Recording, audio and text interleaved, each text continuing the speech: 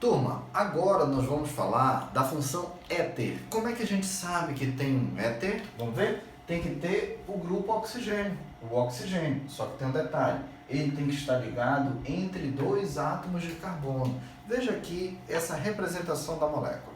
Ah, legal. Olha, cada esfera dessa pretinha é um carbono. Cada esfera branquinha representa um átomo de hidrogênio. E essa esfera vermelhinha representa um oxigênio. Olha só, inclusive está faltando aqui um hidrogênio. Deixa eu colocar aqui. Pronto, agora que eu percebi que estava faltando. Pronto, então o que nós temos aqui? CH3, CH2O, CH2, CH3. Então nós temos aqui a representação de dois carbonos e um oxigênio ligado aos carbonos. Então toda vez que você encontrar um oxigênio entre carbonos, este oxigênio será um heteroátomo. E nós teremos a função éter. Pronto, então vou colocar até uma dica aqui, é que este oxigênio, da forma que ele aparecer entre dois carbonos, ele deve ser classificado como heteroátomo.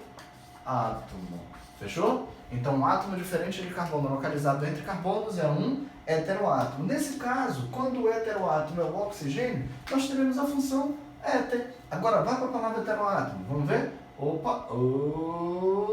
Dentro da palavra heteroátomo está escondidinha a palavra éter, só para a gente lembrar. Bom, como é que a gente vai fazer a nomenclatura? Observando que aqui é um éter. Vamos ver? É um éter? É, oxigênio localizado entre carbonos. Bom, esse caso que está aqui na molécula é o mesmo do exemplo 1. Perceba, eu tenho dois carbonos de cada lado.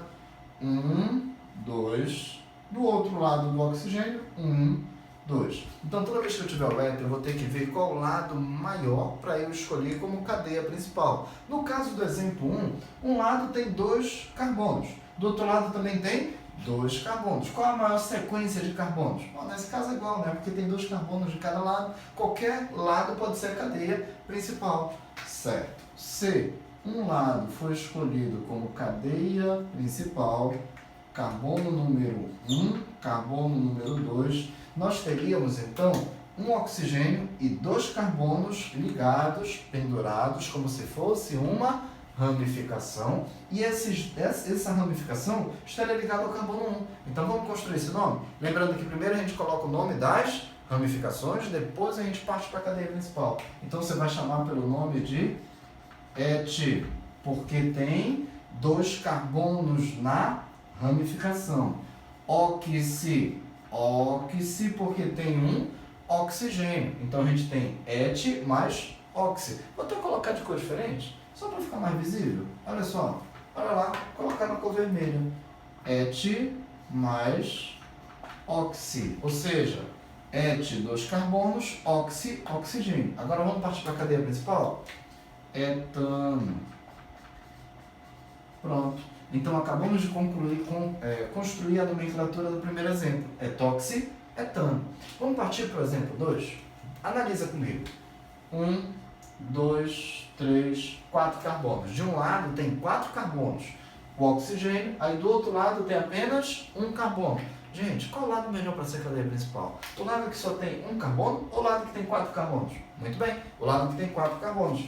Quer dizer que o oxigênio acompanhado de um carbono é uma ramificação. Vamos numerar a cadeia? Carbono 1, carbono 2, carbono 3, carbono 4.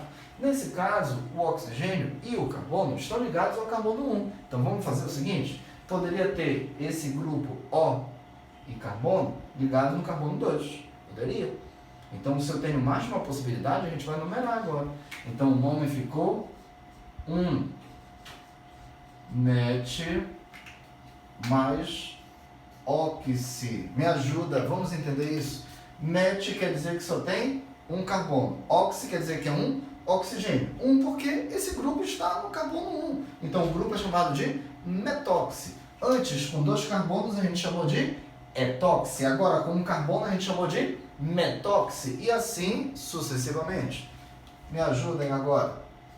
O que significa But? 4 átomos de carbono.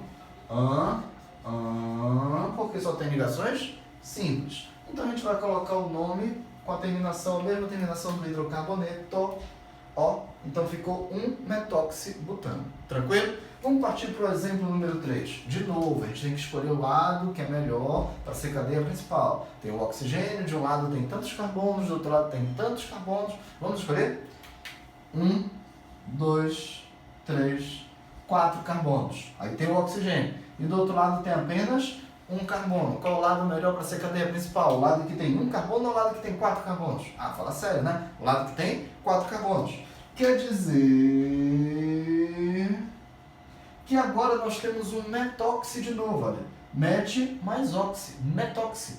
Só que o metoxi, carbono 1, carbono 2, carbono 3, carbono 4. Nesse caso, o metoxi está ligado ao carbono número 2. Vamos fazer a nomenclatura? Então vai ficar 2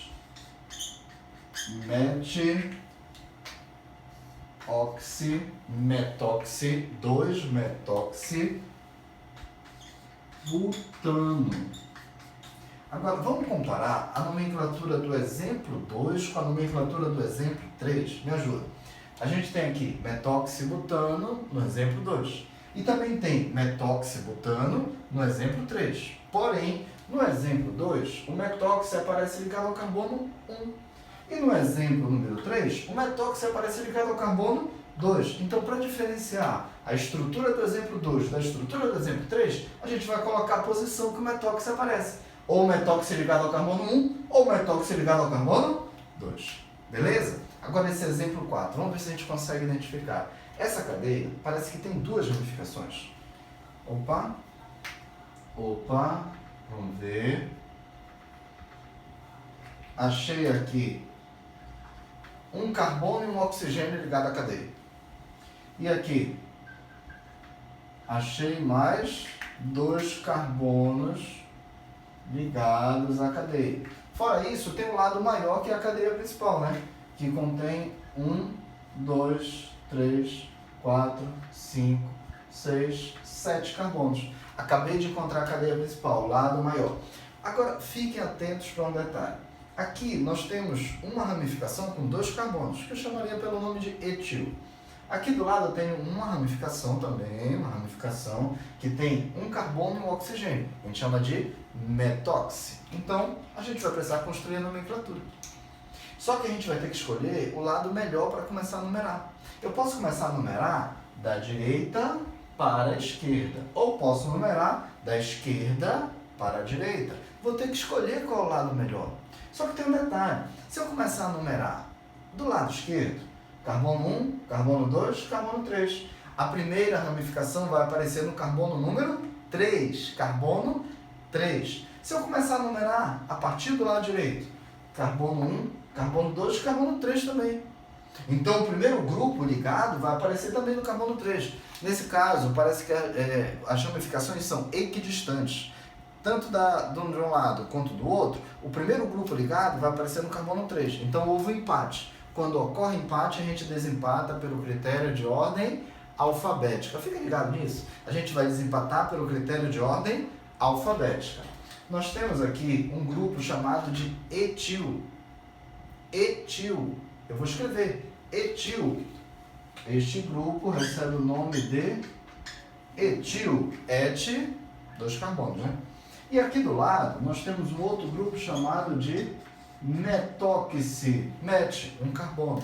Então, vale para desempatar, quando as distâncias são equivalentes, a gente desempata por ordem alfabética. No caso, etil tem precedência sobre metoxi.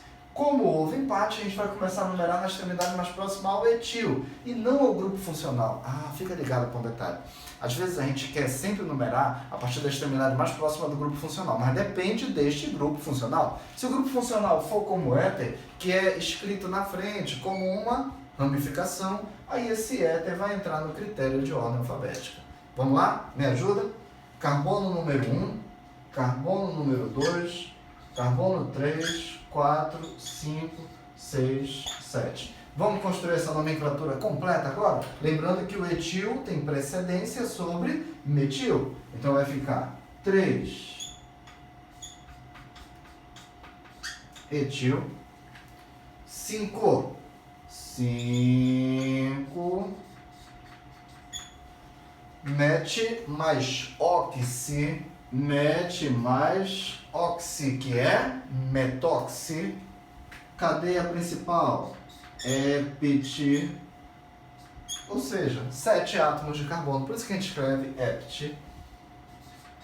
Então, o nome completo do exemplo 4, que é um pouquinho mais complicado, mas é importante para a gente perceber a diferença, ficou 3 etil, 5 metoxi, heptano. Só repetindo. Por que que eu não começo a numerar na extremidade mais próxima ao metoxi? Por que a gente começou a numerar na extremidade mais próxima ao etil? Porque os grupos são equidistantes. Quando ocorre um empate, o critério de desempate é a ordem alfabética. Não esquece mais disso. Ordem alfabética.